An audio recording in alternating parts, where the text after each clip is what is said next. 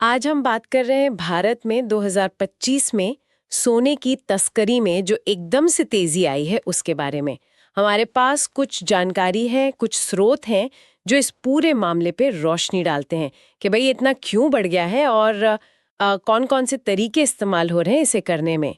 हमारा मकसद यही है कि इस जानकारी को थोड़ा खंगालें, समझें कि इसके पीछे की मुख्य बातें क्या हैं और उनका मतलब क्या निकलता है। तो ठीक है, चलिए फिर शुरू करते हैं सोने के गोरख धंधे की परतें खोलना। सबसे पहला सवाल तो मन में यही आता है कि 2025 में ही क्यों? अचानक ऐसा क्या हो गया कि सोने की तस्करी इतने बड़े लेवल पे होने लगी? तो देखिए, जो जानकारी हमारे पास है उसमें सबसे पहली और शायद सबसे बड़ी वजह जो सामने आ रही है वो है सोने की कीमतें। जरा सोचिए, अक्टूबर 2025 में सोना पहुंच गया 1,28,395 रुपये प्रति 10 ग्राम, मतलब रिकॉर्ड लेवल पर। हाँ, ये तो है। और ये साल की शुरुआत से देखें तो करीब 67% ज्यादा है। अब जब दाम इतने ज्यादा होंगे तो जाहिर सी बात है, गैर कानूनी तरीकों से सस्ता सोना लाने का लालच तो बढ़ेगा ही। हाँ, और इसमें एक और बात जुड़ जाती है। ये जो कीमतों में उछाल आया, वो आया बिल्कुल त्योहारों के मौसम के आसपास। धनतेरस, दिवाली, इन मौकों पे वैसे भी भारत में सोने की मांग पारंपरिक रूप से बढ़ जाती है। हाँ बिल्कुल। तो एक तरफ तो दाम आसमान पर, दूसरी तरफ खरीदने वाले भी ज्यादा। तस्करों के लिए तो ये एक तरह से एकदम सही मौका बन गया। उन्हें पता है कि बाजार में सोना खप जाएगा। अच्छा, तो मतलब डिमांड और प्राइस दोनों तरफ से प्रेशर। लेकिन सिर्फ यही दो बातें तो नहीं होंगी। एक और चीज जो बार बार सुनने में आती है वो है टैक्स का मामला। जानकारी के हिसाब से कानूनी तौर पर सोना लाने पर कितना टैक्स लगता है? हाँ, वो भी एक बहुत बड़ा फैक्टर है। देखिए, अगर आप सोना कानूनी तरीके से आयात करते हैं तो करीब 6% तो इंपोर्ट ड्यूटी है, और फिर उस पर 3% लोकल टैक्स, मतलब जीएसटी वगैरह। तो कुल मिला के 9% के आसपास हो गया। हाँ, लगभग 9%। और यही 9% है जो तस्कर बचा लेते हैं। और मौजूदा कीमतों पर ये 9% कितना बनता होगा अंदाजन? हिसाब लगाएं तो अभी के भाव पर हर किलो सोने पर करीब करीब 1,15,000 रुपए बच जाते हैं। 1 किलो पर 1,15,000 रुपए? जी, ये कोई छोटी रकम नहीं है। इतना बड़ा मार्जिन हो तो फिर बड़े बड़े संगठित गिरोह भी इस काम में लग जाते हैं।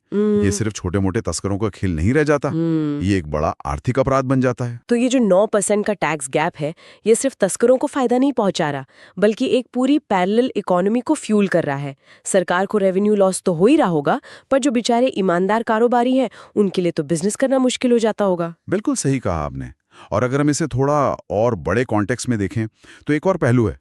सूत्रों से यह भी पता चलता है कि पिछले कुछ सालों में सरकार ने सोने के लीगल इंपोर्ट पर नियम थोड़े सख्त किए हैं, शायद मनी लॉन्ड्रिंग रोकने के लिए या टेरर फाइनेंसिंग पर लगाम कसने के लिए। हाँ, वो तो जरूरी भी है। इरादा तो ठीक है, लेकिन इसका एक साइड इफेक्ट भी हुआ है। कानूनी रास्तों से सोने की सप्लाई थोड़ी सी धीमी पड़ गई है या मुश्किल हो गई है। अच्छा। अब जब कानूनी रास्ता मुश्किल हो और मांग तो उतनी ही बनी हुई है, तो फिर क्या होता है? खरीदार, खासकर छोटे शहरों के जूलर्स या वो लोग जो बिना पक्के बिल के सोना लेना चाहते हैं, वो ग्रे मार्केट की तरफ जाते हैं। और ये ग्रे मार्केट चलता किस पर है? ज्यादातर तस्करी वाले सोने पर ही। तो एक तरह से कह सकते हैं कि सख्ती की वजह से अनजाने में ही सही तस्करी के लिए थोड़ी और गुंजाइश बन गई। ये तो बड़ी उलझी हुई स्थिति है। मतलब रिकॉर्ड दाम की, त्योहारों की मांग, टैक्स बचाने का इतना बड़ा लालच और ऊपर से कानूनी सप्लाई में थोड़ी रुकावट, ये सारे फैक्टर्स मिलकर 2025 में सोने की तस्करी को इतना ज्यादा बढ़ा रहे हैं। ये तो हो गई वजह। लेकिन अब आते हैं उस पार्ट पर जो शायद सबसे ज्यादा चौंकाने वाला है कि आखिर ये सोना देश में लाया कैसे जा रहा है। जो जानकारी मिली है उसके हिसाब से तो तस्करों के तरीके इतने अलग-अलग और इतने शातिर हो गए हैं कि मतलब यकीन करना मुश्किल है। हाँ, ये कोई एक दो फिक्स तरीके नहीं है, ये लगातार बदलते रहते हैं। जैसे हवाई अड्डों की बात करें, ये तो हमेशा से एक रूट रहा है, लेकिन अब क्या नया हो रहा है? अब वो पुरानी सूटकेस से डबल बॉटम वाली बात थोड़ी कम हो गई है। अब ज्यादा हाईटेक हो गया है मामला। अच्छा, कैसे? जैसे इलेक्ट्रॉनिक सामान के अंदर मान लीजिए लैपटॉप है तो उसकी बैटरी की जगह सोना भर दिया, या मोबाइल फोन के अंदरूनी पार्ट्स में, पावर बैंक में। अरे बाप रे। हाँ, और जूतों के सोल में खास खांचे बनवाकर उसमें सोना फिट कर देना, अंडरवेयर की लाइनिंग में सोने के पतले तार सिल देना, यहाँ तक कि जो ट्रॉली बैग होते हैं उनके हैंडल या फ्रेम के अंदर भी सोना छिपाने के केस पकड़े गए हैं। मतलब सोच भी नहीं सकते कहां कहां। बिल्कुल। और सिर्फ सामान में ही नहीं, म्यूल्स का इस्तेमाल भी बहुत हो रहा है। म्यूल्स? ये कौन होते हैं? म्यूल्स यानी इंसानी कुरियर। ये अक्सर गरीब लोग होते हैं जिन्हें थोड़े पैसे देकर बार बार छोटी छोटी क्वांटिटी में सोना लाने के लिए इस्तेमाल किया जाता है। अच्छा। हर चक्कर में थोड़ा सोना, कभी बॉडी पर टेप से चिपकाकर, कभी मलाशे में छिपाकर। क्योंकि क्वांटिटी कम होती है तो एक बार में पकड़े जाने का रिस्क कम रहता है, और अगर एक म्यूल पकड़ा भी गया तो पूरा नेटवर्क सेफ रहता है।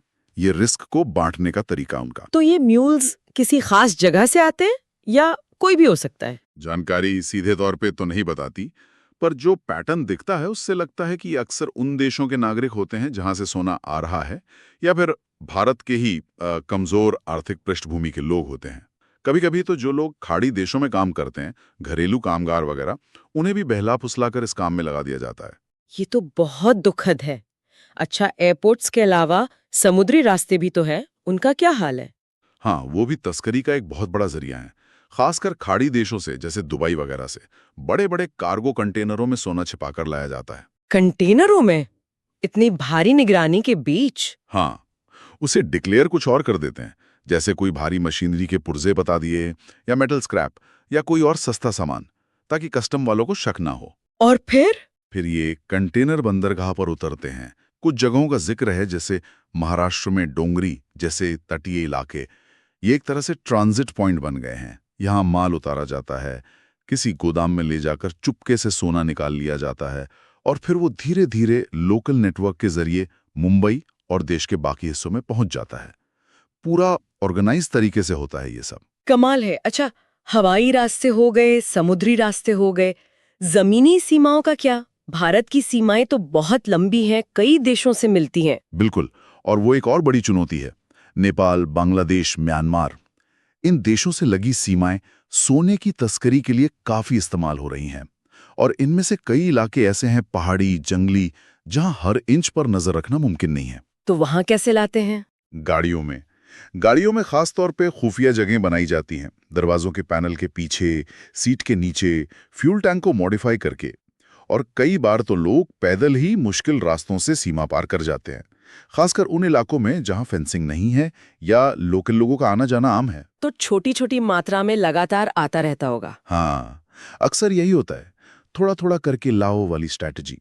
इसे पकड़ना भी मुश्किल होता है। इन सब तरीकों के अलावा एक और तरीका सुनने में आया है, व्यापारिक धोखाधड़ी या ट्रेड बेस्ड स्मगलिंग। ये क्या चीज है? ये थोड़ा टेक्निकल लग रहा है। हाँ, ये थोड़ा जटिल है, लेकिन बहुत शातिर तरीका है। इसमें सोने को सोना बताकर इंपोर्ट ही नहीं करते। तो फिर कागजों में, यानी इंपोर्ट डॉक्यूमेंट्स में, उसे जानबूझकर कोई सस्ती चीज दिखाते हैं। मान लीजिए कह दिया कि ये पीतल के स्क्रू हैं या कोई सस्ता मेटल अलॉय है। अच्छा। फिर ये जो दिखाने वाला माल है, इसे कस्टम बॉन्डेड वेयरहाउस में ले जाते हैं।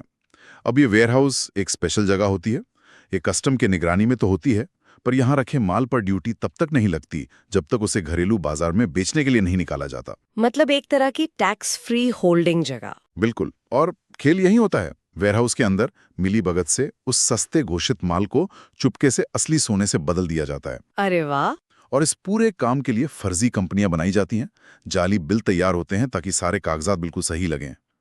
इसे पकड़ना बहुत मुश्किल होता है, क्योंकि सतह पर सब कुछ लीगल दिखता है। ये तो वाकई दिमाग चकराने वाली जालसाजी है। पर शायद जो बात सबसे ज्यादा परेशान करती है वो है इंसानी शरीर का इस्तेमाल। क्या जानकारी में इसके बारे में भी कुछ है? हाँ, और ये पहलू वाकई बहुत चिंताजनक है। जानकारी के अनुसार कुछ केसेस में लोग सोने को पेस्ट जैसा बना लेते हैं, फिर उसके कैप्सूल निगल जाते हैं। हाँ। और फिर अपनी मंजिल पर पहुंचकर शौच के जरिए उन कैप्सूल्स को शरीर से बाहर निकालते हैं। ये बहुत ही खतरनाक और अमानवीय तरीका है। इसके अलावा सोने की पतली परत चढ़ी हुई बेल्ट पहन लेना या शरीर पर सोना इस तरह चिपकाना कि कपड़ों के नीचे छिप जाए और मेटल डिटेक्टर में भी आसानी से ना आए। और कुछ बहुत ही रेयर लेकिन रिपोर्टेड केसेस में लोगों ने सर्जरी करवाकर सोने की छोटी छड़ें या बिस्किट अपने शरीर के अंदर इम्प्लांट करवाए हैं। सर्जरी करवाकर? हाँ, ये दिखाता है कि मुनाफे के लिए लोग किस हद तक जा सकते हैं, अपने शरीर को भी खतरे में डालने से नहीं हिचकते। शरीर के अंदर सोना छिपाना, ये तो सोचकर ही अजीब लगता। वाकई यकीन नहीं होता कि तस्कर कितने अलग अलग और लगातार बदलते हुए तरीके अपना रहे हैं। एयरपोर्ट से लेकर समुद्री रास्ते, जमीनी बॉर्डर, कागजी हेराफेरी और यहाँ तक कि इंसानी शरीर का इस्तेमाल। तो फिर सवाल ये उठता है कि इन सब को रोकने के लिए कुछ हो भी रहा है या नहीं? हमारी जो एजेंसीज हैं, कस्टम्स हैं, डीआरआई है, वो क्या कर रही हैं? नहीं, ऐसा बिल्कुल नहीं है कि कुछ हो नहीं रहा। एजेंसियां, खासतौर पर डायरेक्टरेट ऑफ रेवेन्यू इंटेलिजेंस यानी डीआरआई, जो वित्त मंत्रालय के तहत काम करती हैं, और भारत की मुख्य एंटी स्मगलिंग एजेंसी है, और कस्टम विभाग, ये लगातार कोशिश कर रही हैं और इसके नतीजे भी दिखते हैं। कैसे? क्या कुछ आंकड़े हैं? हाँ, जानकारी के मुताबिक वित्त वर्ष 2024-25 में सोने की तस्करी से जुड़े 3000 से ज्यादा मामले पकड़े गए हैं। 3000 से ज्यादा? जी, और इस दौरान कुल 2.6 मीट्रिक टन सोना जब्त किया गया है। 2.6 मीट्रिक टन मतलब 2600 किलो। हाँ, 2600 किलो। ये मात्रा बताती है कि एक्शन तो हो रहा है। एजेंसियां तस्करों के नेटवर्क को तोड़ने की कोशिश कर रही हैं। 2600 किलो, ये तो बहुत सोना है। फिर भी तस्करी रुक क्यों नहीं रही? क्या दिक्कत आ रही है? देखिए, ये एक तरह की चूहे बिल्ली की दौड़ है जो कभी खत्म नहीं होती। एजेंसियां अपनी तरफ से निगरानी बढ़ा रही हैं, इंटेलिजेंस नेटवर्क को मजबूत कर रही हैं, एयरपोर्ट्स और बंदरगाहों पर नई स्कैनिंग टेक्नोलॉजी लगा रही हैं, डेटा एनालिटिक्स का इस्तेमाल कर रही हैं ताकि संदिग्ध लोगों या शिपमेंट्स की पहचान हो सके। लेकिन दूसरी तरफ ये जो तस्करी करने वाले सिंडिकेट हैं, ये भी बहुत तेजी से सीखते हैं और अपने तरीके बदल लेते हैं। जैसे ही एजेंसियों को किसी एक तरीके का पता चलता है या वो किसी एक रूट पर सख्ती करती हैं, तस्कर फौरन कोई नया रास्ता या नया तरीका ढूंढ लेते हैं। अच्छा? वो नई टेक्नोलॉजी का इस्तेमाल करते हैं, जैसे एन्क्रिप्टेड मैसेजिंग से बात करना, लॉजिस्टिक्स के नए नए तरीके निकालना, या सिस्टम में जो भी कमजोरी दिखती है उसका फायदा उठाना। उनका नेटवर्क बहुत फ्लेक्सिबल और अडेप्टेबल होता है। उन्हें पता है कि रिस्क है, लेकिन मुनाफा इतना ज्यादा है कि वो रिस्क लेने को तैयार रहते हैं। इसका मतलब ये हुआ कि सिर्फ सोना पकड़ना ही काफी नहीं है, चुनौती इससे कहीं ज्यादा गहरी है। तो अगर हम ये सारी जानकारी जो अलग-अलग स्रोतों से मिली है, उसे एक साथ रखकर देखें, तो 2025 में भारत में सोने की तस्करी की ये जो पूरी तस्वीर बन रही है, उसकी मोटी-मोटी बातें क्या निकल कर आती हैं? पहली बात तो साफ है, सोने की आसमान छूती कीमतें ये सबसे बड़ा ड्राइवर है। दूसरी, त्योहारों के टाइम पे बढ़ने वाली मांग इसे और पुश देती है। हाँ। तीसरा, वो जो करीब 9% टैक्स बचाने का लालच है, वो एक बहुत बड़ा आर्थिक इंसेंटिव है। और चौथा, कानूनी सप्लाई पर जो सख्ती हुई है, उसने ग्रे मार्केट को बढ़ने का मौका दिया है। ये सब मिलकर तस्करी के लिए एक बहुत ही उपजाऊ माहौल बना रहे हैं। और इस माहौल का फायदा उठाने के लिए तस्कर हर मुमकिन तरीका आजमा रहे हैं। एयरपोर्ट पर शरीर में या सामान में सोना छिपाने से लेकर समंदर में कंटेनरों में स्क्रैप के साथ सोना लाने तक, जमीनी बॉर्डर्स का फायदा उठाने से लेकर कागजों में हेराफेरी करने तक, और यहाँ तक कि इंसानी शरीर को जोखिम में डालने तक। मतलब तरीकों की कोई कमी नहीं है उनके पास, और वो बहुत चालाक हैं। बिल्कुल। और जहां तक रोकथाम की बात है, तो डीआरआई और कस्टम्स जैसी एजेंसियां यकीनन काम कर रही हैं। जब्त सोने की मात्रा ये दिखाती भी है। वो टेक्नोलॉजी का इस्तेमाल भी कर रही हैं, इंटेलिजेंस पर भी ध्यान दे रही हैं। लेकिन ये तस्करों के लगातार बदलते तरीकों के सामने एक बहुत बड़ी और लगातार चलने वाली चुनौती है। ये सिर्फ सोना पकड़ने की लड़ाई नहीं है, ये बदलते क्राइम पैटर्न को समझने और उससे एक कदम आगे रहने की कोशिश है। तो ये सिर्फ सोने का मामला नहीं रह गया, ये तो टेक्नोलॉजी, इकोनॉमिक्स और इंसानी चालाकी की एक बड़ी जटिल लड़ाई बन गई है। हाँ, और यहीं पर एक सवाल मन में आता है सोचने के लिए कि जिस तेजी से तस्कर नई टेक्नोलॉजी और नए तरीके अपना रहे हैं, चाहे वो छिपाने के बेहतर तरीके हों, सिक्योर कम्युनिकेशन हो या स्मार्ट लॉजिस्टिक्स हों, क्या हमारी प्रवर्तन एजेंसियां उनकी टेक्नोलॉजी, उनके रिसोर्स, उनकी स्ट्रैटेजी, क्या वो उसी तेजी से कदम मिला पाएंगे? ये बड़ा सवाल है। या ये हमेशा एक ऐसी लड़ाई रहेगी जिसमें एजेंसियां हमेशा एक कदम पीछे ही रहेंगी, सिर्फ रिएक्ट कर पाएंगी, प्रोएक्टिव नहीं हो पाएंगी?